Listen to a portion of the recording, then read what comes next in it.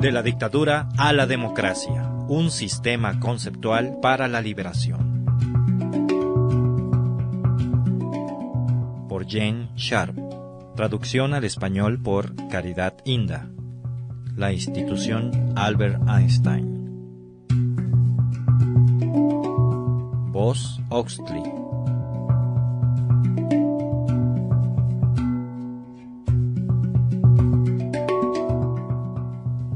Capítulo 3.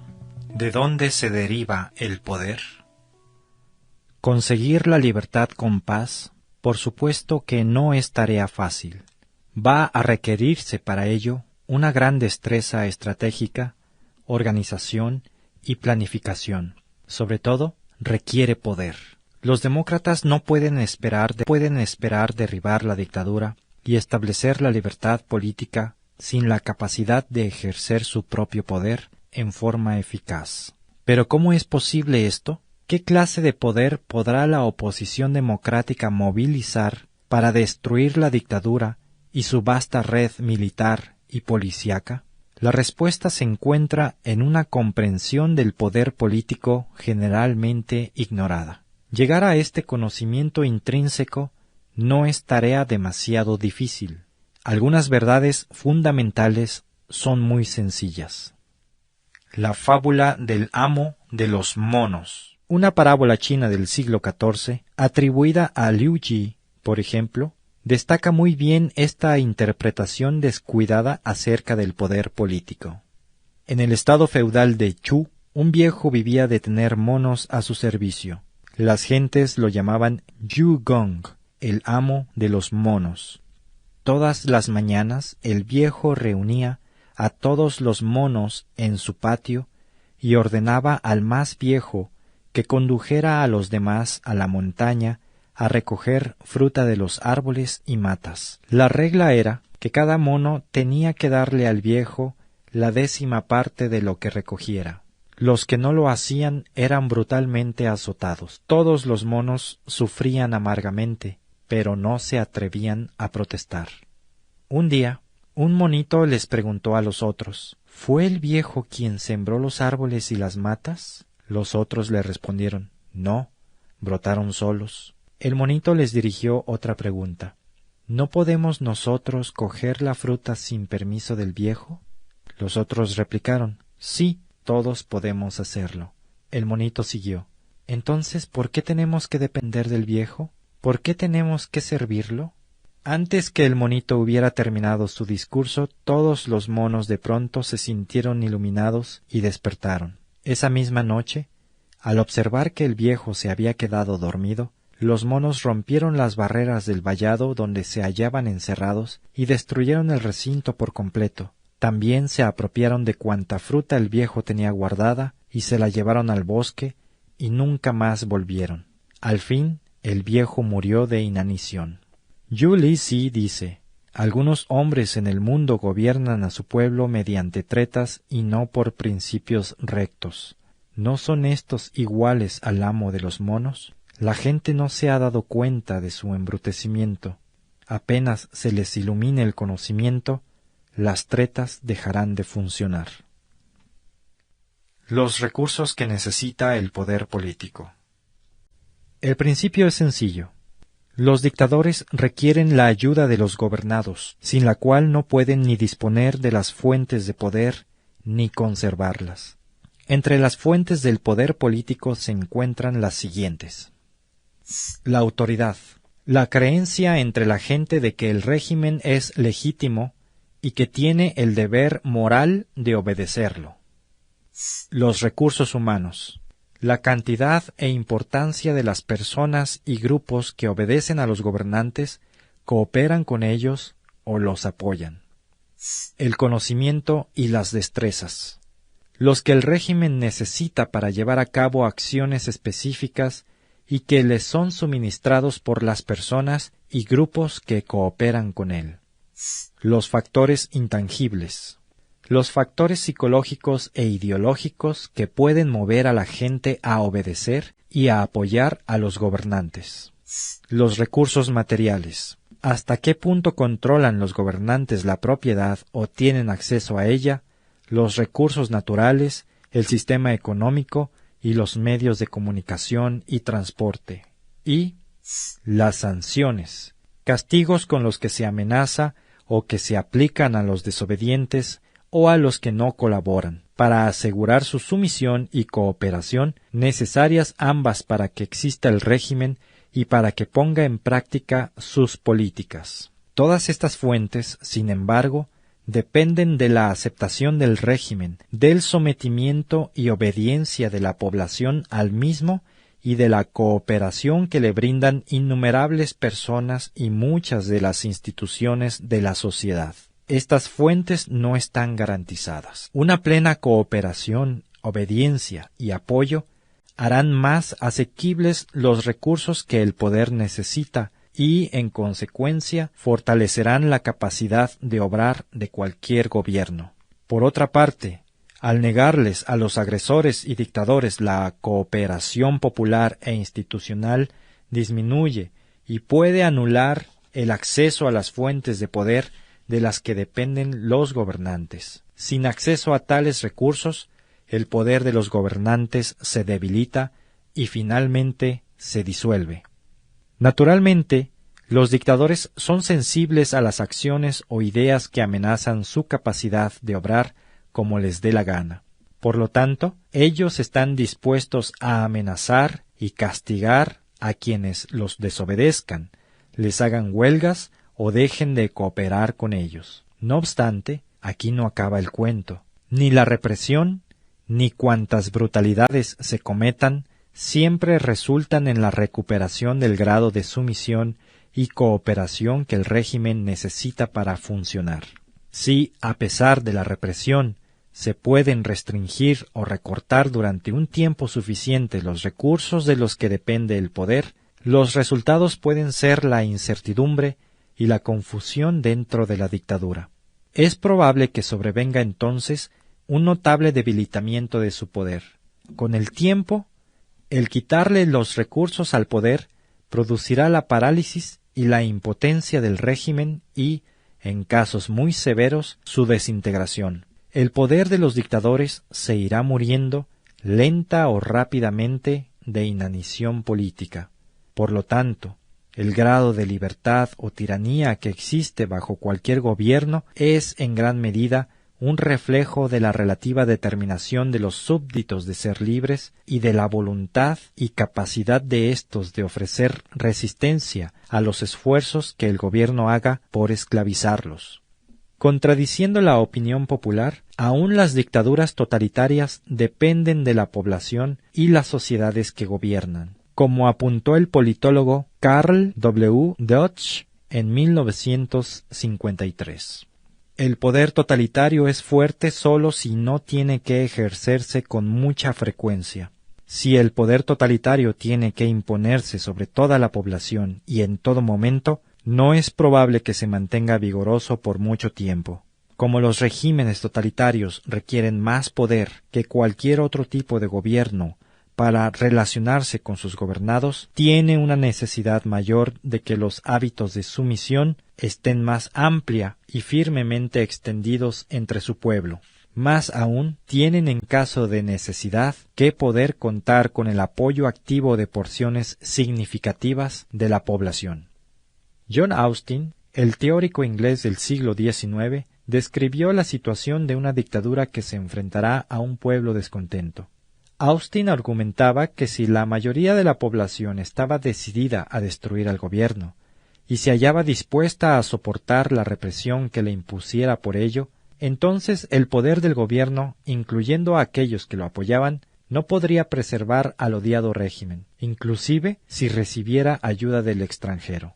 No se podría someter de nuevo al pueblo desafiante a la obediencia y a la sumisión permanentes, concluía Austin. Mucho antes, Nicolás Maquiavelo había explicado que el príncipe, que tiene a todo el pueblo por su enemigo, nunca puede estar seguro, y mientras mayor sea su crueldad, más débil se irá volviendo su régimen. La aplicación política de estos principios la demostraron en la práctica los heroicos noruegos que resistieron la ocupación nazi y, como se mencionó en el capítulo 1, los valientes polacos alemanes, checos, eslovacos y muchos más que resistieron la agresión comunista y su dictadura y que finalmente contribuyeron a producir el desmoronamiento del régimen comunista en Europa. Este, por supuesto, no es un fenómeno nuevo. Los casos de resistencia no violenta se remontan por lo menos hasta el año 494 a.C., cuando los plebeyos les negaron su cooperación a sus amos, los patricios romanos. Los pueblos en Asia, África, las Américas, Australasia y las islas del Pacífico, así como en Europa, han empleado la lucha no violenta en distintos momentos. Tres de los factores más importantes para determinar hasta qué grado estará o no controlado el poder del gobierno son: 1. El deseo relativo por parte de la población de imponerle límites al poder del gobierno. 2. La fuerza relativa de las organizaciones e instituciones independientes para quitarle colectivamente los recursos que necesita el poder. Y 3. La relativa capacidad por parte de la población de negarle su consentimiento y apoyo. Centros de poder democrático. Una de las características de la sociedad democrática es que existe una multitud de grupos e instituciones no gubernamentales. Ellas incluyen, por ejemplo, la familia, las organizaciones religiosas, las asociaciones culturales, clubes deportivos, instituciones económicas, sindicatos, instituciones estudiantiles, partidos políticos, pueblitos, asociaciones de colonos, clubes de jardinería, organizaciones de derechos humanos, grupos musicales, sociedades literarias y otras. Estos cuerpos son importantes porque establecen sus propios objetivos y también porque ayudan a satisfacer las necesidades de la sociedad. Además, estos cuerpos tienen un gran significado político. Suministran las bases grupales e institucionales para que la gente pueda ejercer su influencia en la sociedad y resistir la de otros grupos o del gobierno cuando éstos claramente se inmiscuyan injustamente en sus intereses, actividades y propósitos. Los individuos aislados que no son miembros de estos grupos, por lo general se hallan incapacitados para producir un impacto significativo en la sociedad, mucho menos en el gobierno, y ciertamente no en una dictadura. Por lo tanto, si la autonomía y libertad de tales cuerpos puede ser suprimida por los dictadores, la población quedará relativamente indefensa. Además, si estas instituciones pueden ser controladas dictatorialmente por el poder central o sustituidas por otras bajo control de aquel, podrán ser utilizadas para controlar tanto a los miembros individuales de éstas como a las áreas correspondientes de la sociedad. No obstante, si la autonomía y libertad de estas instituciones civiles independientes fuera del control gubernamental se pueden mantener o recuperar, éstas serán de suma importancia para la aplicación del desafío político. El rasgo común en los ejemplos citados, donde las dictaduras han sido desintegradas o debilitadas, ha sido la valiente aplicación masiva del desafío político por la población y sus instituciones. Como hemos afirmado, estos centros de poder sirven de bases institucionales desde las cuales la población puede ejercer presión o resistir los controles dictatoriales. En el futuro, serán una base estructural indispensable para una sociedad libre. El crecimiento continuado y la independencia de las mismas, por consiguiente, es a menudo el requisito previo para el triunfo de una lucha de liberación. Si la dictadura ha tenido éxito en destruir o controlar los cuerpos independientes de la sociedad, será importante para los que ofrezcan resistencia crear nuevos grupos sociales e instituciones independientes o tratar de recuperar el control de los cuerpos sociales supervivientes o de los parcialmente controlados. Durante la Revolución húngara de 1956 al 57, apareció una multitud de consejos de democracia directa, que llegaron a juntarse inclusive para establecer durante varias semanas todo un sistema federal de instituciones y gobierno.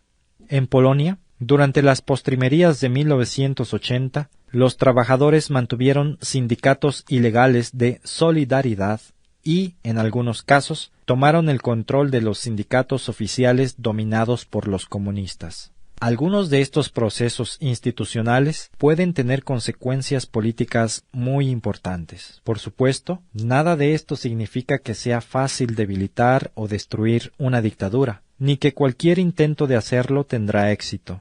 Desde luego, no quiere decir que la lucha estará libre de víctimas, porque los que todavía estén sirviendo a la dictadura van a contraatacar en un esfuerzo por obligar a la población a regresar a la cooperación y la obediencia.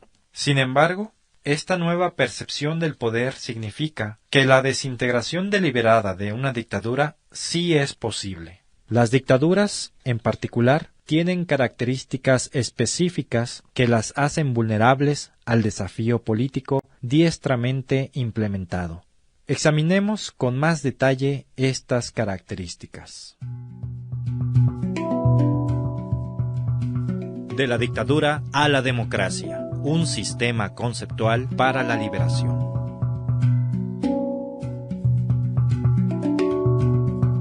La misión del Instituto Albert Einstein es promover a nivel mundial el estudio y uso estratégico de la acción no violenta en casos de conflicto.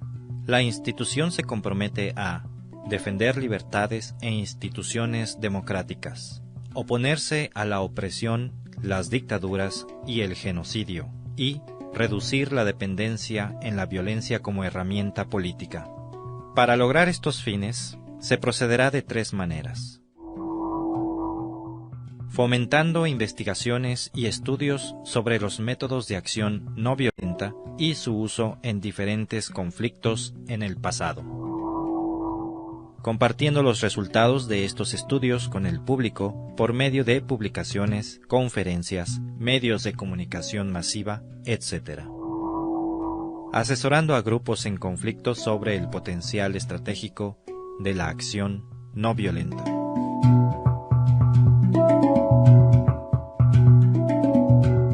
De la dictadura a la democracia, un sistema conceptual para la liberación.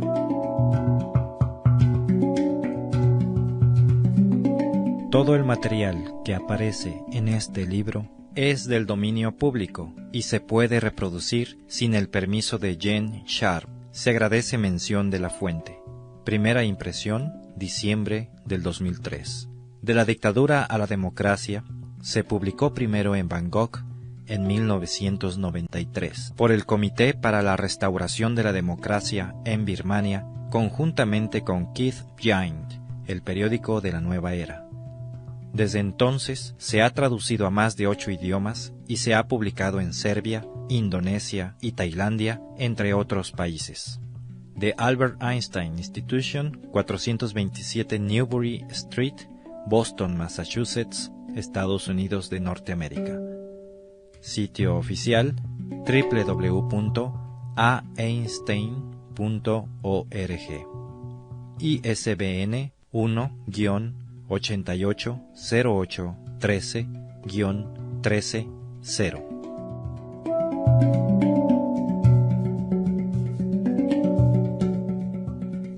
Los tracks musicales utilizados en este audiolibro fueron tomados del sitio www.freemusicarchive.org.